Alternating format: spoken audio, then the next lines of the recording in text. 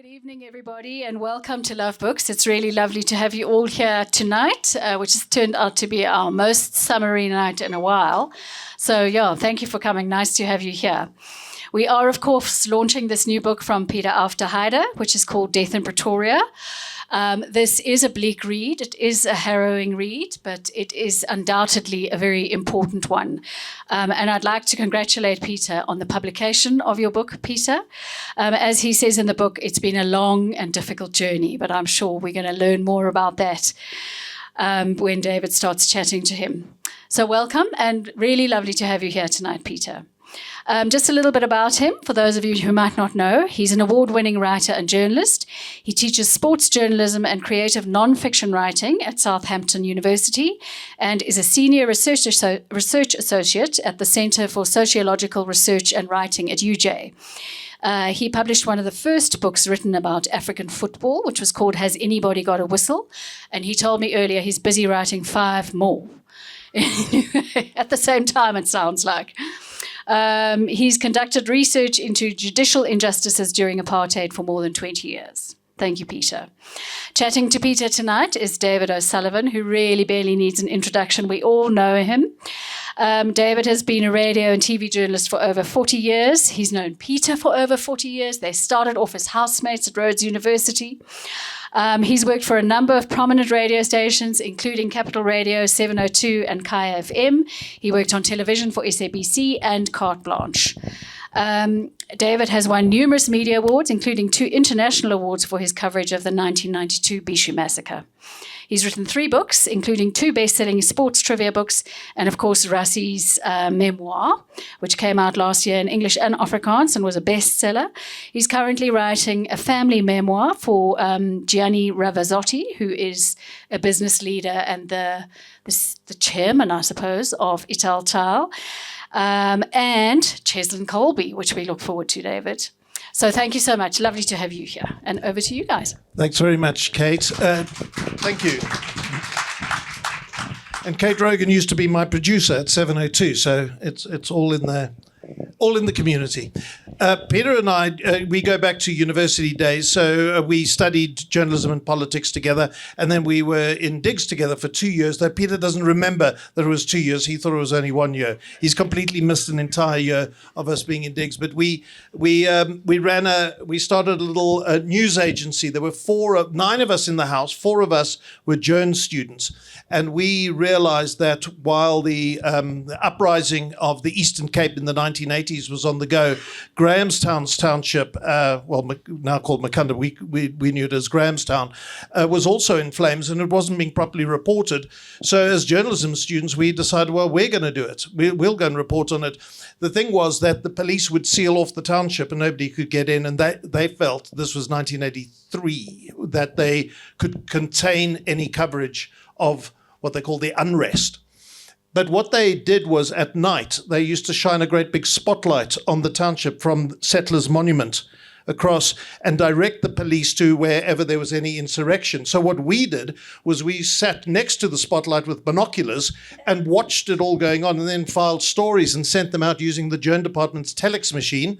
And then the security police accused us of breaking the emergency regulations by going into the township, until we pointed out, no, actually we're sitting with your guys with the spotlight. And that was one of the many adventures that I had with Peter Auf Der Heyde. And here we are 42 years later talking about this incredible book. So, Peter, let's start with how it started, because as Kate said at the beginning, it was a harrowing journey. This didn't start off as a book. This started off as a different kind of project. Explain the background and how we got to this. Okay, yes. I've always been anti-death penalty, still am. I hope all of you are anti-death penalty. If not, we can chat about it later.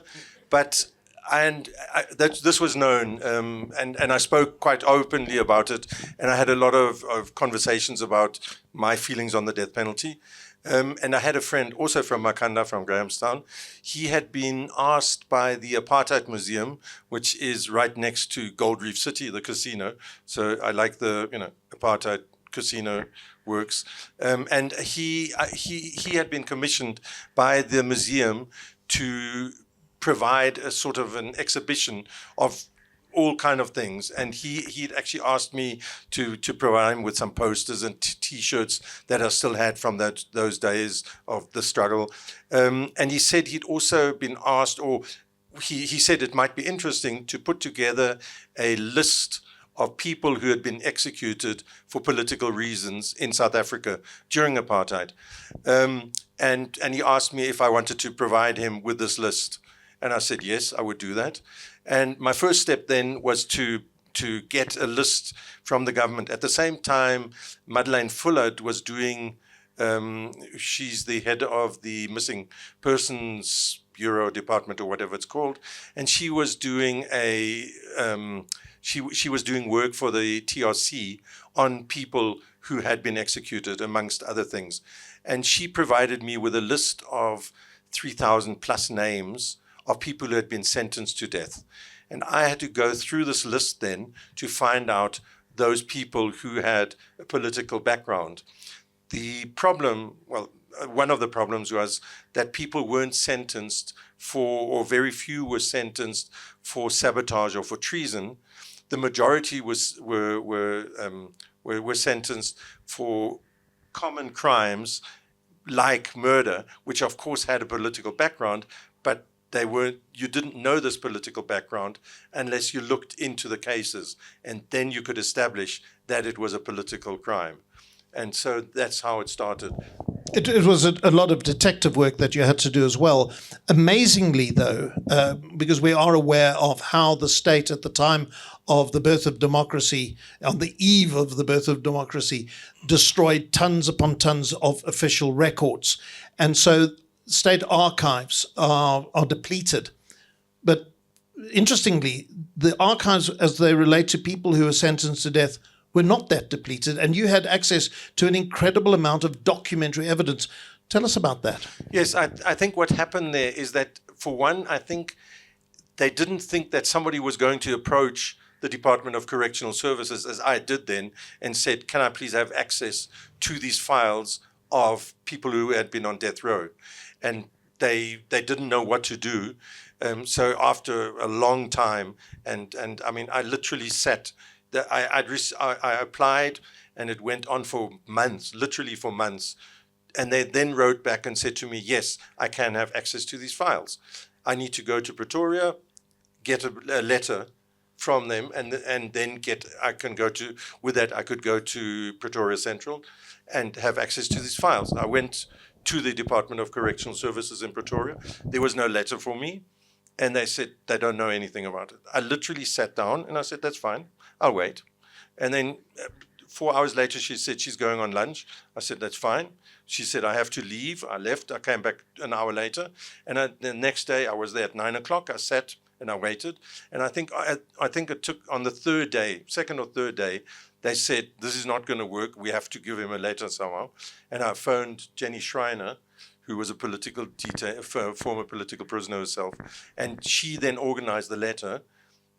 But I then had to go to some other place to get it faxed, and then I got my letter and going back. So it was just a lot of work to get them.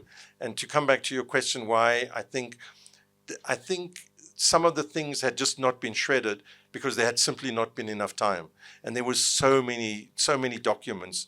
And I think, as in a lot of totalitarian states, people are very scared to take decisions, and they want to show that the decision they took was a command from somebody else. And I think that's why they had all these documents. And they wanted to make sure that they could show, well, I decided to do this because I'd been ordered to do it. You also were able, in the book, you show how there was an incredible process to all of this. I just imagined that a person would go on trial, they would be convicted, they would be sentenced to death. There would be an automatic right of appeal. The appeal may or may not have taken place. When it took place, they would be executed. There might be an opportunity for an application for clemency with the state president. But if it was a political offense, clearly the state president was going to go, no, he hangs. But it wasn't as simple as that. There was another whole process with an advisory council, and you had all the evidence that was submitted to these advisory councils, which were either arguing that the sentence must go ahead or that it should be commuted. And that was a fascinating insight into this judicial process, that there was still more to go. Yes, you're referring to what was called the President's Council. There was, before any person, not only political, any person who was executed, the president, the state president, the minister of justice, and one or two other ministers would meet and discuss this individual case. And I've been told by the state law advisors, and I actually believe them, that they tried often in non-political cases to find reasons not to carry through the executions. And that it did happen quite often. As you say correctly, it didn't happen very often. I don't think it happened with political cases, but with others they didn't. And yes, and this President's Council would decide whether to hang a person or not based on reports written by the state's law advisors, on a report written by the judge who had sentenced the person, by the prosecuting attorney, and by the defense. Though the defense didn't always write, which I find astonishing, because if your client is about to be executed, you should always write a letter and say, please grant him clemency. Even without, if you didn't want to write lengthy letters, you should just write it very short. And on that, I even had one case that I read where the defense lawyer wrote to the President's Council and said, in this case, you should not grant clemency. They should be executed. And they were lying as witnesses, and the state witnesses were much more trustworthy.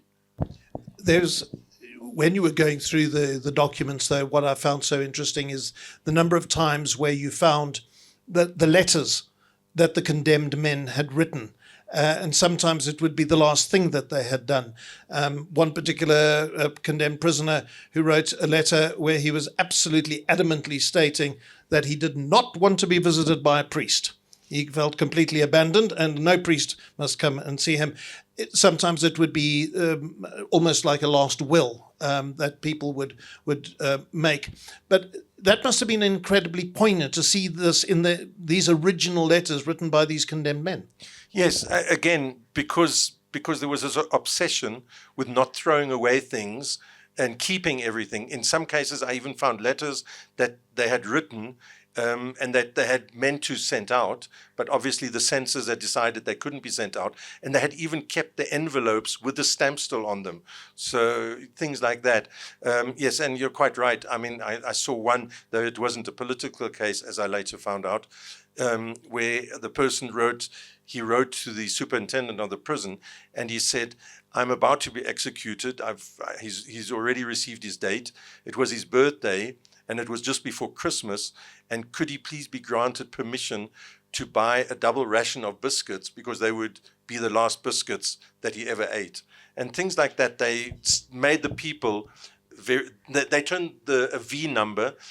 Every person who had been sentenced to death had a V number. It was for ordeal, and then the number, and it turned these V numbers into people for me reading these letters. I remember as well you writing about one particular person who was bequeathing stuff or wanting people to benefit from something, including the lieutenant. And I thought that's really quite strange that he wanted his own prison warder to benefit in some way. Yes, and in fact, because I also spoke to quite a few people who had been on death row. Some, obviously their sentence had been commuted. And some of them actually said that they were treated on death row much better than they had been treated in jail and by the police in advance. Because I think on death row, kind of presumably the prisons and the wardens and everybody felt, well, there's nothing else that can be done. In a way, they're no longer a danger to the state, as in they can't do anything against the state. So we might as well be nice to them. Yeah, there were a group of former condemned men that you spoke to, and they had a laugh about the very, very good food that they had, and that they actually got fat on death row, which is It's probably the only light moment in your book, I've got to say, Peter, because as Kate says, it's harrowing reading. It actually belongs in a chapter called The Length of the Rope. And that particular chapter describes what it was like when people were hanged. So if you're queasy, you might want to go over that particular chapter, though it does contain the anecdote of the men getting fat and having a laugh about it. We could go through them case by case and story by story. Obviously, you don't detail all the stories, but there are... it's the way in which you've done it, because it's not just a dispassionate telling of the story. Peter has inserted himself into the story. So it's the story of him going out and conducting the research and meeting the families and meeting the people who had been on death row, whose sentences had been commuted. So it's a very human story throughout. But I want to talk about one particular story because I feel it's one of these stories that everybody should know about and probably very few do. It concerns a case that happened in February 1963. It's called the Embashi Bridge Massacre. 5 people, white people, were sleeping in a caravan next to Embashi Bridge, and they were attacked by PAC members and they were murdered. And the police moved into the nearby township of, let me make sure I get Mputi village in Transkei, and arrested a whole lot of people. And in the end, 13 people were executed from this one particular incident, but 24 were sentenced to death in one go. Now, that's an incredible story all on its own, but I'm telling too much of it. Peter, let's talk about the Mputi village and you going to Mputi village, because I found that very moving. Yeah, it was. I did find that moving myself. Obviously, I arrived, and I must say right away that the PAC were incredibly helpful in my whole research. They provided me with translators. They provided me with contacts. So I had arranged to meet with a person from the PAC at Mputi village, and I arrived, and there must have been 40, 50 people, 30 people waiting for me. And I asked him, and I said, how come all these people are waiting here? And he said it had been announced over the radio that I was coming. Literally, it had been announced over the radio. And I don't know, I'm sure some, if not a lot of you, know the Transkei. The Transkei is like hilly and it goes up and down and up and down. And people had literally, and I'm not exaggerating and not making this up, people had literally walked 4 to 5 hours to share their story with me. And I spoke to them and I said, I asked them, have you not spoken to other people? And they said to me, no, in all these 30, 40 years since this entire village, you can imagine a village is a small place. And if you take, I think it was 25, might have been 24 people and sentence them to death, what it must do to the psyche, not of only the 25 and their relatives, but the entire village. And not one person, not one journalist, not one person from the government, sadly not one person from the new government had ever bothered to go and speak to the people in this village, to talk to them. And if I can go further with this whole village, then as you said, they had all been sentenced to death. They had in fact then had the presidential council. The President's Council had decided that all should be executed. They then, after that, went to one of the people who had been sentenced to death and said, if you provide us with a list of people who were more guilty than others, we will only execute those who are more guilty and not yourself. And to do that to a person, I think, is just terrible, because he now had to face the situation where he could save himself by, in a way, ensuring that others had to be executed. He chose that route, and he was one of a family of many Vulindlelas. They were called, the surname was Vulindlela. They were brothers and cousins. And he chose his brothers and said, my brother and my cousin weren't involved. And the state president, in some cases, they ignored what he said, but they then they commuted the sentence of 10 or so, and him included. Yeah, so 13 were executed. One died one died beforehand, but also there was natural one. causes. There was one person who was executed, not for the actual incident, but he was executed for the murder of somebody who gave evidence in the case in which the 25 had been sentenced. But the other 10 whose sentences were commuted, and this happened so often, wasn't it, that people would be sentenced to death not because they actually committed the crime, but they were convicted on the doctrine of common purpose, that they were associated with the crime, if I can put it as simply as that, in the same way that a person who's the driver of the getaway car is as guilty of the robbery, even though he didn't actually rob the bank. He drove the getaway car on the doctrine of common purpose. He gets convicted. But so many people were convicted in that way. Solomon Mahlangu was convicted on the doctrine of common purpose as well. But could it have been the case that of the 13 who died, some of those 13 weren't involved in the crime of the Mbashi Bridge massacre? Yes, it could well be, because I mean, there was one case, or there's a few cases like this, but one of the cases that I did, there was an attack on a train, or on policemen at the train station in Queenstown, and somebody was executed for that, even though at the time of the incident he was in Cape Town. And it's not him saying, my alibi is I was in Cape Town, and the state saying we don't agree, but it was them saying, well, we accept that you were in Cape Town, but you were just still as guilty as others. Now, the Vulindlela brothers, it's an interesting thing, because what has happened at the prison, Pretoria Central, Kgosi Mampuru prison now, is that the gallows have been rebuilt, and it's now a museum, and you can actually go in and see what death row looked like. They don't actually tell you that these are not the original gallows, that they've reconstructed them. The gallows were actually in the middle of what is now CMAX. But the poignancy of it is still very much alive. And they've got photographs of many of the condemned political prisoners there, and all the Vulindlelas. You just see this name, Vulindlela. One family, 5 members, all executed. But how accurate is that museum? I mean, I've already said it's not in the right place. But do they get all the names right? Do they get all the photographs right? No, and I want to be very careful here that I'm not criticizing the museum. I'm not criticizing the people, especially who put it together. I did, however, come across, because I went there and I'd been researching this for such a long time, and small things which really I feel should not happen is, for instance, there's in the one room, there are the names, there's stories of a few of them. They've chose a few and they tell their stories. And then you literally walk out, you turn to the right and you walk into the gallows, the chambers. And then every person there is all the 130 odd who are there.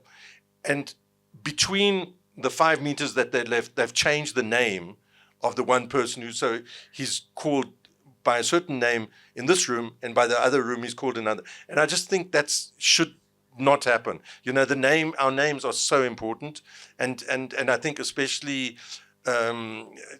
because I also looked at some of the how people had been, the previous convictions, and people had been sometimes convicted under 5 different names. It was just because, let's face it, because white magistrates, who cares whether we get the name right or not? So these things, I think, in the new South Africa really should not have happened. The worst situation that I found there was that I came across 2 names. In fact, there's 2 things that I want to talk about. The one is I came across 2 names that I hadn't seen in my own research. And I really did thorough research, and I just thought, how could I have missed these 2 names? When I left the museum, I went straight to the National Archives, and I looked up their case. And trigger warning, this is not a nice story, and I'm not going to go into details. But it was 2 people walking towards a beach in Durban, came across a car in which a couple was sitting. They killed the man, raped the woman, put the woman into the boot of the car, drove away. Luckily, they ran out of petrol. They then left the car, walked to find petrol. The woman managed to escape, and the two were executed. And they are now on this list as political heroes of the struggle. The reason is that one of them has got the same name as an ANC cadre who was also executed. So I'm just thinking, I did not study research. I'm not a historian. I'm not a sociologist or anything. And surely if this is something that I can find out, we would expect a government with a lot of resources at their disposal to do this. And sorry, if I may just quickly go on. This is your show, not mine. Sorry. Please go. And the other, one of the most terrible cases that, well, all the cases were terrible. One of the cases that I came across were where, I'm not sure if many people remember this, and I don't know if it's still like this, but if somebody was sentenced, an appeal, you had to apply to the judge who just sentenced you to be granted an appeal. I'm not, as I say, I'm not sure. Is it still like that? It's still like that. Okay, it's still like that. And so you apply to the judge who sentenced you for an appeal. In this case, 4 people had been sentenced to death, 1 against conviction and the other 3 against sentence. Obviously, if you're sentenced, if you're allowed to apply appeal against conviction, it's obviously also against sentence because you can't be sentenced if you're not convicted. The clerk of the court wrote down, this one is allowed to apply against conviction, appeal against conviction. He then wrote down the same person, appeal against sentence, then added 2 names and simply forgot the last person who had been granted appeal. He was executed without his appeal. His own lawyers didn't pick that up. The appeal court judges didn't pick that up. The Minister of Justice didn't pick that up. And to make matters as bad as they can be, the state has forgotten to put his name on the board. Let's talk about some of the people that you spoke to. And there are 2 people that I want to refer to related to one particular incident. And you might remember a case in 1985, a limpet mine that was placed at a Mamsam Toti shopping centre on Christmas Eve, 1985. And a man called Andrew Zondo was found guilty. He was the man who planted the limpet mine, and he was executed. Let's start first, though, with the judge who sentenced Andrew Zondo to death, Raymond Leon. And he's an interesting person because he, at one stage of his life, defended people who were subsequently sentenced to death. So he has been a defense advocate in one case and a judge in another case of the death sentence. And you spoke to him. Tell us about that interaction. Yeah, I spoke to him in both cases because the people that he defended were from Cato Manor. It was also a political case, and I can't remember. I think it was 6 or maybe even more who were executed. And then he sentenced Andrew Zondo.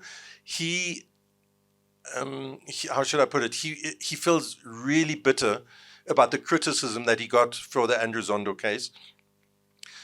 Prisoners who had been found guilty of murder without extenuating circumstances had to be sentenced to death. The judge did not have any leniency in that. They had to sentence them. In this case, and that's an excuse that a lot of the judges used and said, we could not do anything else. We had to sentence the people to death because we had found them guilty without extenuating circumstances. In Andrew Zondo's case, Andrew Zondo was, I think he was 19 at the time of the offense. And I think most people would agree that that 19 could act as an extenuating circumstance. So it was not. And then the Andrew Zondo case was a special one also because his father, who's a reverend, he's a priest. I met him in Durban. We sat in a car on the beachfront, and he told me that his son, Andrew, had been very lucky to have been executed. And I didn't understand what he meant. And he said that his son had been able to make peace with the Lord, with God, excuse me, before being executed. And he said, no, very few other people have that opportunity to be able to know the exact date when you're going to be dead. And he had. And Andrew Zondo, by all accounts, himself was very religious. because of his, I think, presumably because of his upbringing. And he didn't want any appeals to be heard because he said, I killed these people. He had tried to phone warnings, but he went to the telephone booth and they were all full. And he felt a lot of remorse over what he had done. He seemed very, in fact, he was glad when he was caught because he just couldn't take it anymore. It's an interesting thing, this whole thing of extenuating circumstances. As you said, Raymond Leon felt bitter that people couldn't understand that he could not find extenuating circumstances. But you've already said, I mean, there was one that he could have actually grasped and said his youth counts as an extenuating circumstance. I sent him to life in prison. When you spoke to him about it, did he still have real anger about that situation? Yes, he did very much. He did very much because he was. I think he was the youngest advocate to be given silk, which means like it's the highest stage of being an advocate. And he was a very young judge, and he wanted his legacy to be a different one rather than his legacy and maybe his legacy should be something else, as well as, because he was more than the judge who sentenced Andrew Zondo to death. But all of that is obviously forgotten. And I'm not justifying that, and I'm not saying it should be forgotten, but that made him very bitter. And he told me that I should speak to the defense, and because he says that the defense all said that he did a fine job and were supportive. Yeah, it's interesting, isn't it? Because in this world of fake news and conspiracies, Raymond Leon is Tony Leon's father. And when Tony Leon, on occasion, when people want to bash Tony Leon, they say, oh, your father sentenced Solomon Mahlangu to death, mixing it up with Andrew Zondo. And not really understanding the full story there. But I mean, Raymond Leon, I think, can be criticized legitimately for that, but it is open to debate. But hanging judges, there were certain people who got reputations for being hanging judges. There was a judge, Lewis, Kluti, Ludolf. You see these names recur. And in the case of the Mbashi Bridge attack and the Mputi villages, there was a lot of the accused there tried to raise the issue of being tortured. And it's so interesting to see, and I think it's actually a magistrate in this particular matter who's an initial presiding officer who is hearing the application for the confessions to be dismissed because they were done under duress. And this is 1962. And while he kind of accepts that the police might have done this, he said, yes, but the native is prone to exaggeration. And you've documented that as well. But talk to us about these judges. It was actually a question you got yesterday when we did this launch at Brooklyn about shouldn't the judges who sentence people to death, shouldn't they be held accountable? Well, yes. I mean, it's very difficult, I think, because I think they will say we had to sentence somebody to death. That was the law. There were judges, and I spoke to one of them, Mr. Justice Milunski, who refused to take up he refused to become a judge whilst there was capital punishment, because he said, I do not want to be in a situation where I have to sentence somebody to death. So I think they acknowledged the fact that there were situations where you had to, sentence somebody to death. And I think those situations did occur. And maybe, I'm not a lawyer, I don't understand the law that much. Maybe naively, I think that you can always find extenuating circumstances. You should always be able to find, some abuse or some grandmother that did something. But maybe in law, that's not enough. That's something really that's difficult. I'm not sure, whether I think it might. If you think about it, the death penalty was abolished in the early 90s. Yes. So that means the judges, that's 30 years, and they were already 60. So I'm not sure what help it is to put a 90-year-old into the. Oh, you had people yesterday who would have said no, because I do think that, I think that's in a way goes beyond sentence of death. I do think that maybe we as a country focus too much on the perpetrators of acts of violence, and not enough on the victims. And we, you know, and I can honestly, I can picture the picture of it, of when, now I forgot the name again, in Botswana, the Skoon. Oh, yes, Jeanette Skoon, Jeanette yes. Curtis, who became Jeanette Skoon. She was bombed she died, her I think 8-year-old daughter died, and the person who sent them the bomb, Craig Williamson, appeared in front of the TRC. The brother, and who lost his sister and his mother, said, I oppose amnesty for him, but the TRC granted him amnesty. You know, so I would argue who's more important in this case? The person whose mother and sister are blown up, or the person who planted the bomb? And I think that's an issue. Let's do one more story, and then we're going to take some questions for Peter. A very interesting case that you deal with. It's the case of two people, Sipho Xulu and Lucky Pai. They were told by a police spy to kill an ANC member, Ben Lange. They said, Ben Lange is a spy, kill him. But the man who gave the instruction, he was actually a police agent. And Ben Lange is the brother of Pius Lange, who became then one of our senior judges, and his brother Mandla Lange is a prominent author.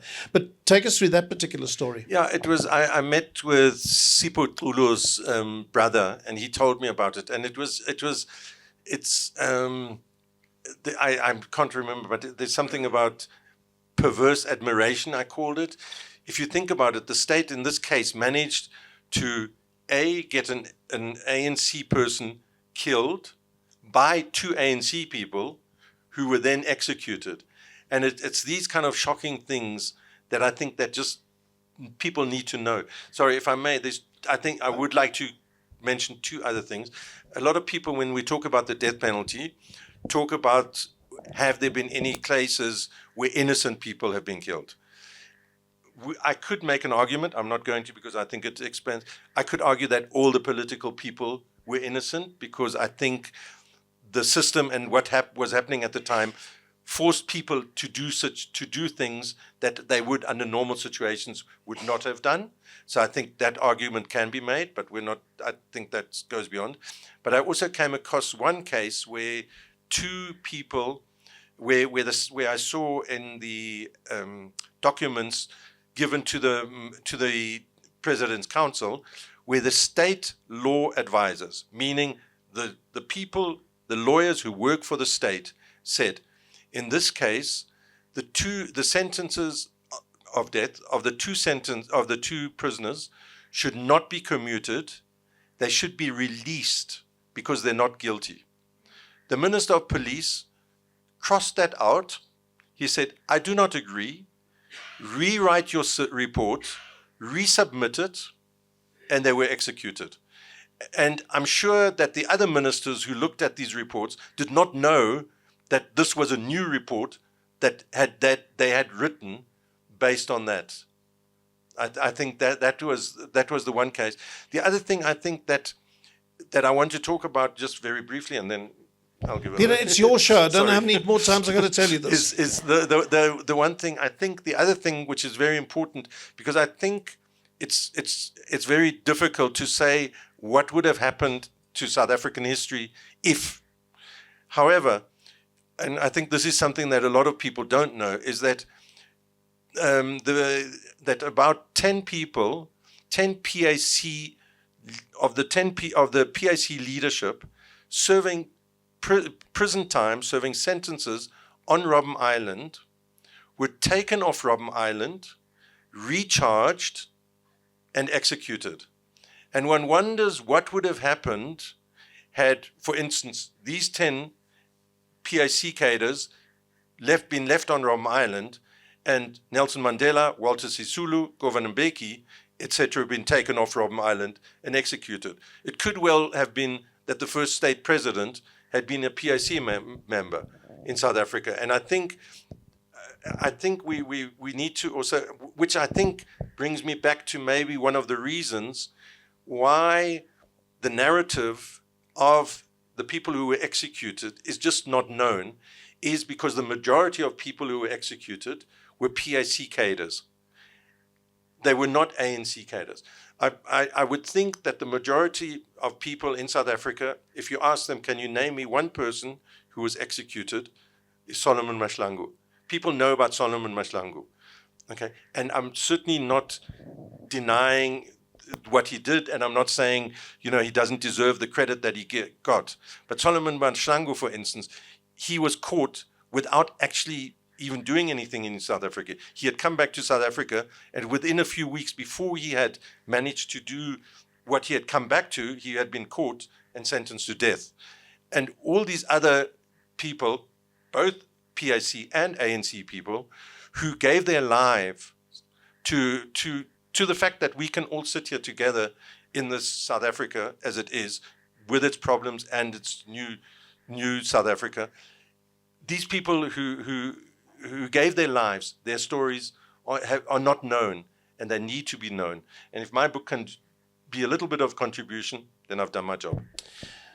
Right, let's take some questions. Kate, how do we do it? Do we send the microphone around? Just shout out. Okay, because you're in my eyesight, you can go first.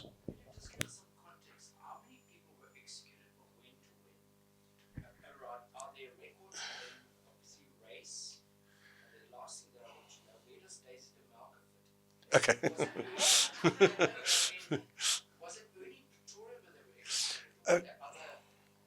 Okay, I spoke, and if I can briefly, just because this is actually it's quite a strange thing. I was sitting in a flat in a Manzamtoti, and the guy looks at me and he says, "You're 6'3". You weigh, I can't remember, because he said it in pounds. I have no idea, 200 pounds or whatever. I have no idea what that in kilos. But he gave me my pound size, and he said, your neck circumference is X. He was and he said, and then he said, he was the guy who had to calculate how long the rope had to be for people to be executed. And to come back to were people executed only in Pretoria, he told me, it started off that people were executed all over in Pietermaritzburg, but there had been a problem. He didn't expand whether the problem was that somebody incorrectly had been executed, or, I'm sorry to say, whether they took the head off, which happened. And then the Minister of Justice decided that all executions would have to be in Pretoria. The list that I got, as I say, I do mention it in the book. I think it was something like 3,000. But that, as I say, were not only people who were executed. They were people who had been sentenced to death.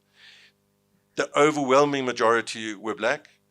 A very, very few people were white, but there were quite a few. The majority were men. But of the 130 plus, all but one person was black, and the one person was John Harris, who I think is also a very strong story. Yeah, he put the bomb at the Joburg station in 1960. So Daisy Demelke is one of this whole list of numbers there. She was executed in Pretoria. Yeah. But the story of John Harris is in the book as well, because you got to speak to John Harris's widow, Anne Wolf. Yeah, that was one of the interviews. We were, to be quite honest, we were both sitting there and crying. It was just so strong. She just was a complete, remarkable woman. And maybe that's also, I haven't mentioned this. I did all these interviews many, many years ago, and the people who shared their stories with me were expecting. There were two things that weren't happening at the time. The one was that people were struggling to get the special pensions. So everybody in South Africa who had spent time in jail for political reasons or had sacrificed in other ways was entitled to a special pension. So people who had been executed were entitled to a special pension, their relatives obviously. And I would speak to 3 or 4 widows, of which one would get the special pension and the other 3 not, even though same case. So they were really struggling.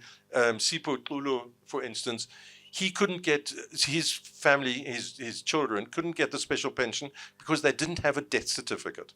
The state had executed them, known on what date, but there was some bureaucrat in Pretoria saying we cannot give you the special pension because we don't have a death certificate. So that was the case. How did I get to the question? I've no idea, Peter. You've taken me down a wandering road.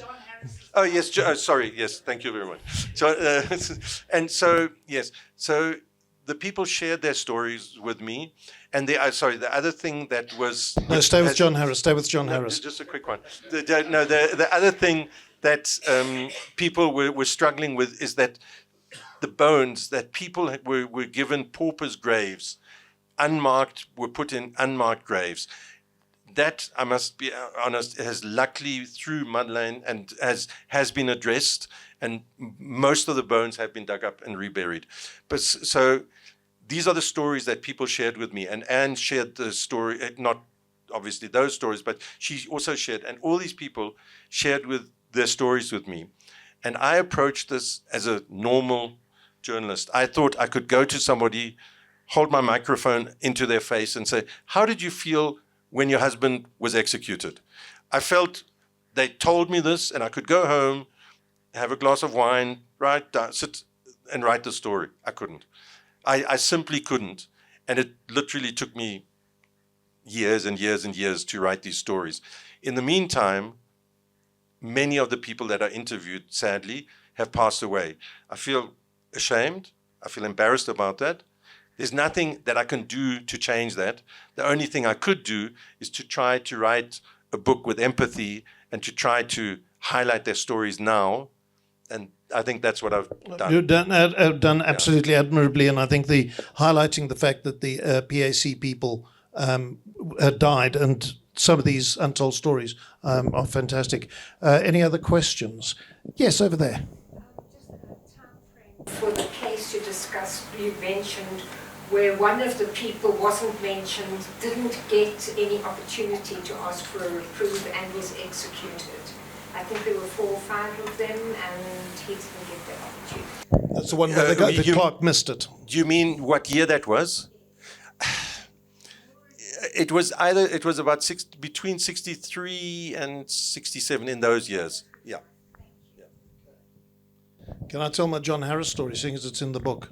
So the John Harris stories, of those who don't know, John Harris was an ANC member, and he put a bomb at Joburg Station. He said he phoned a warning through to the police, and nobody acted on it. It killed an old lady and seriously maimed her granddaughter. And he was sentenced to death and was executed. Oh, sorry, he was African Resistance Movement. I beg your pardon. Absolutely right. He was also very instrumental in getting South Africa expelled from the International Olympic Committee, which is why we didn't compete starting at the Tokyo Olympics. But he was African Resistance Movement, and I was quite fascinated by the story, and I told Peter this, and he put it in the book, because I had been there as a little boy. I was 2 years old. I have no memory of this, but I was at the station the day the bomb went off, and my mom would always tell us the story of the day we missed the bomb. And so I became, as my brother did as well, became fascinated by the story of John Harris. But it wasn't a story in the 60s, 70s that you could actually go and research. You can go to the library and find the story. And we'd pick up fragments of story. And one of the stories that I found quite intriguing was that he had gone to the gallows singing "We Shall Overcome," the communist anthem. And I thought, well, how would anybody ever know that? How do people know that he sang while he went to the gallows? Then one day, I was a conscript in the South African Defence Force in 1985-86. And I was hitchhiking to Pretoria. I would go AWOL every night, sleep at home. And I was hitchhiking back to Defence Headquarters, where I worked on the Army newspaper with a bunch of other journalism students. Peter managed to escape the conscription. And a guy picked me up, an old man. And I said, I'm at Defence Headquarters next to the prison. He said, I used to work there. I've just retired. I retired 2 years ago. I said, were you a warder? And he said, no. I said, so what were you? He said, well, you won't believe me, but I was the executioner. And I said, well, what years? And it turned out he'd started in 62 and had retired in 1983. I said, did you hang John Harris? He said, oh, the man who put the bomb at the Joburg station. He said, that man was so brave. He sang even as I pulled the lever. There I had the answer to my story about John Harris. I then had an opportunity much later to meet John Harris's son, David Wolfe, and I told him and his sister, I told them the story. I said, I don't know if this is of any value to you, but actually it is true. And the executioner's name, when I got out the car, I mean, I bombarded him with stories. It was the quickest journey of my life. I said, I'm so sorry, what is your name? His name was Chris Barnard, which is not a difficult name to forget. And in years later, I thought, have I made that up? And when you go into the records, there's Chris Barnard's name. There at the time when he started, that's when he retired. He was the genuine man. And this absolutely chance encounter. I think there's I think there's another interesting, because I think this tells you about the psyche, how they dealt with people. After John Harris had been sentenced to death, a warder came to Anne and said, I can help you get John out of jail. We'll escape him. We'll help him escape. And obviously a warder would be in a position. And she was at the time living with the Haynes, Peter Hayne, who then went on to become a minister in England, and who actually did the eulogy at their cremation because his parents were banned. His parents were banned. And Ad Hayne said, no, don't do that. But she obviously clings to any hope that she can to save her husband. She had sold their house in Johannesburg to get money, and her parents gave her money, and she met the warder in a park clandestinely wearing gloves. Ad had told her you have to wear gloves so that your fingerprints can't be taken. She gave him the money, and they said that that they would buy a car so that John could then escape in the car. And she was waiting and waiting and waiting. And one day, this warder went up to John in the cell and said, "Would you like to see the car that your wife bought me?" I'm going to add one little story, and I didn't mention this one to Peter, but I was once going through some archives, and there was a wonderful advocate. I think it was an attorney called Ernie Wenzel. And he had his memoir, handwritten memoir, the most appalling handwriting, but his handwritten memoirs at the William Cullen Library. And I was reading it, and he has this incredible story because he was very close to John Harris.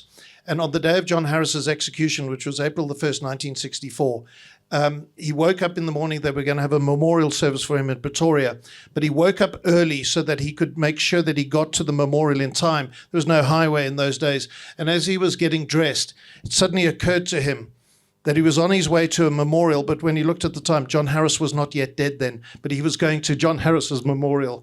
Just the bizarreness of the death sentence. Anyway, sorry, are there any questions? Yes. No, thanks. I wanted just first to thank Peter for the book, because I grew up in PAC politics. So currently I'm a national organizer, so I came with my colleagues here.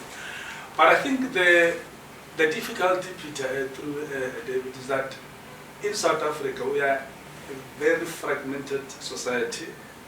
And I saw a book there on nostalgia. So we are still nostalgic with our past, which is so diverse. And now, again, we don't have a reading nation, largely, because I had a chance to go to Israel and study the history of the Jews, So it may take quite a bit of a time for people just to understand what really happened. Because if you take the number 46664, people don't know what's the meaning of the number. It's a cell number that says Mandela was prisoner number 46, arrived in June in 1964. That's the meaning of 46664. Then what it says in that year, there were prisoners who arrived before. Because people don't know that the first people to go on death sentence, I think they were called Pretoria 6. They were from Pretoria, they were all PAC guys. And then Jeff Damascene, who was the longest prisoner in Robben Island, arrived there, I think, in July 1963. So it takes a lot of time for people to have all this other reading.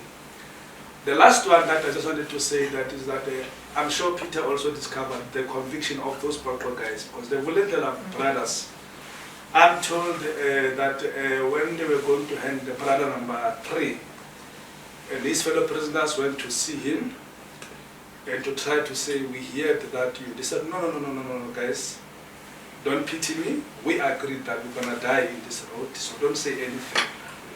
This is what we have agreed.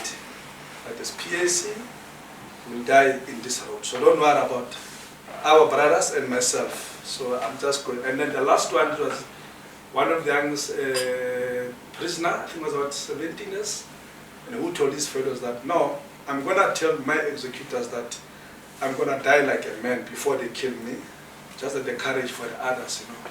So I'm saying thanks for making effort just to tell like a story from another angle. Thank you very much. Well, if they, oh yes, at the back. I'm also from the PAC. Very good. We grew up there. I don't know, during Peter's research, did by any chance maybe get the Sobukwe's voice, because Robert Sobukwe, because he was guarded 24/7. Security police were on him daily, but there's no recording. There are not even video or pictures of him when he was, especially the voice. Robert Sobukwe. You haven't come across? No, I didn't. I didn't look for anything, so no, I didn't find anything about that, sadly. They actually passed, there's a famous piece of legislation, the Sobukwe Clause, which allowed them, he was released, but then they imprisoned him in that separate house on Robben Island, just to keep him away. That's how charismatic Robert Sobukwe was. Hello. Thank you. Peter, this sounds like it was a really difficult book to write, and thank you for writing this. It sounds like a really valuable piece of history. I've known Peter for an awfully long time. I haven't seen him for, I think, 20 years or something, Peter. We were journalists together in the Eastern Cape in the 1980s, and Peter was a fantastic journalist, an incredibly hardworking and an unbelievably valuable colleague. So it's really nice to see you again, and your book sounds amazing. Thank you. I wanted to ask you, were there executions in the homelands, in the independent homelands? I can't even remember the TBVC stats. And the other thing I wanted to ask you is, what sort of documents did you find in the prison records and in the correctional services records? Yes, there were executions in the homelands. I could not establish whether there were any political, because those records are just very badly kept. The things I found everything. I found photographs of children, you know, because as soon as somebody was executed, everything in their cell of any sort of written form or photographs was simply placed in these folders, which are literally were lying around on floors, you know, and that was just and some of the things, and I think there's things that I came across one file that actually said that an ANC member who had been executed had actually been working for the state, and his psyche had obviously been so damaged that he then to rectify the damage that he had done as an informer had killed a security policeman, you know. So those kind of things. And some of the things that the publisher said I can't put, the medical records were there, you know, but I left some of those out. So it was just everything. But I think very strongly were the letters that I found that prisoners had written, which hadn't been passed on, you know. And I think that's just terrible if you write a letter to your parents and it's not passed on. There's one more. Peter's completely capable as well of asking, but go for it. If you see them, you go to them. Lady with the yellow, and then the lady in the blue. I think it's a curiosity in terms of, like, you had mentioned the New South Africa a few times, and I'm wondering, because, like, a lot of these stories bring up these issues of, like, actually how we grapple with the so-called New South Africa, what has changed, what hasn't, what voices are still being silenced, erased, right? Names that are still continuing to just not be remembered and respected in a kind of really deep way. And so that, and then attached to that, I'm curious if there was, like, in terms of the voice of the youth, because a big part of this has been this disillusionment, right? That on one hand we need to correct these histories, we need to correct the silences and erasures, but, like, a lot of the youth growing up now are seeing not the euphoria of the 94 moment, but actually just all these corrections, and there's a deep disillusionment and bitterness, right? And I don't know, I'd almost say despair of what do we do? Like, what do we sit with now? And so I'd be interested to hear if you had spoken to any of the kind of the younger generations and how they were making sense of this history in kind of like a post-apartheid moment. That's a very good question. And in one of the, and in fact, she was, and in the last night she was in Brooklyn. The person who worked for us in Cape Town, her child was living with us and went to Camps Bay High, and she was doing history. She had never heard of the PAC. She had never heard of the PAC. She had never heard about the Immorality Act. She didn't know that we couldn't be sitting in movies together. And I actually took her to one of my meetings and to one of the interviews. And after about 3 minutes, she just went outside and did whatever, and then said she'll meet me when we're finished. And she was there, and I reminded her, and I said, not often you're going to be in a book, but here you are. So I think that is a problem. I think what you raised, it's a very good A question, and B, it is a problem. There's only so much anybody can do. So my task, as I see it now, is to have written this. I would very much like the PAC to take this further, because I think it's up to the PAC to actually say, look, the two people where the state said they're not guilty, these cases should be rolled up again, and they should be not pardoned because they weren't guilty, but that should be looked at. Something should be done about the person whose appeal wasn't heard.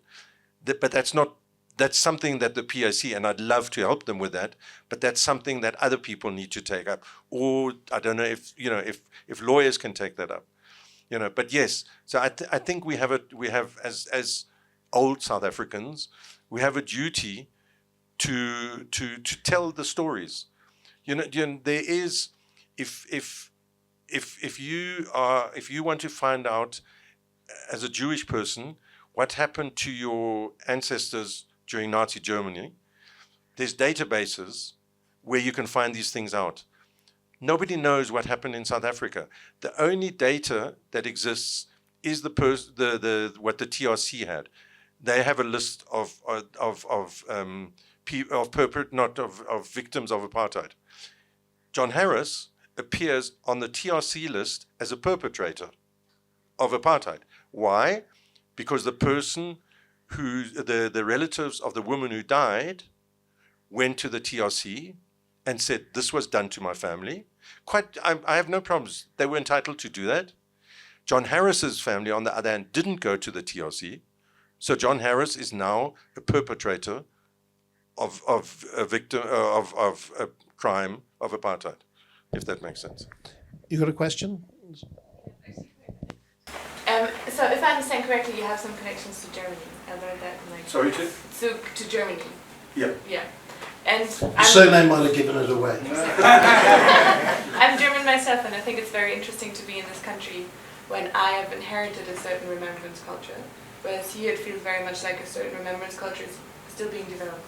And so it kind of follows up on the previous question, but can you see how we remember in Germany right now is creating certain tensions? And so how do you see your work placed in that? How should we... Okay.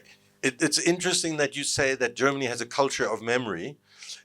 You would know... No, I agree with you, but I'm sure you have heard of the Red Army Fraction, Rote Armee Fraktion, Baader-Meinhof. These organizations came out because the Germans refused to deal with their past. So this memory that you're talking about only happened 30, 40, 50 years afterwards. And this is the time we're in. And I think we need to, that's why I look at it. And I do think that, the South African history, I think a big problem, and I'm not knocking the ANC and I'm not knocking the government, however. No, I think history is always written by the people who win. And that's the case.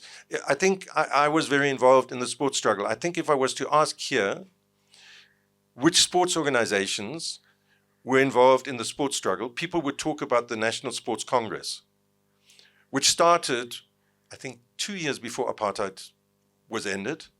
And people wouldn't know about SACOS because that was too left-wing and it was just not ANC aligned.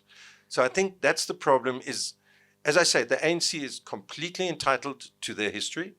They deserve their history. The ANC did a lot of good work. A lot of people were killed of the ANC. A lot of people were executed. Their history should be told. The people who were on Robben Island, their history should be told. But it should not be the main, it should not be the exclusive narrative.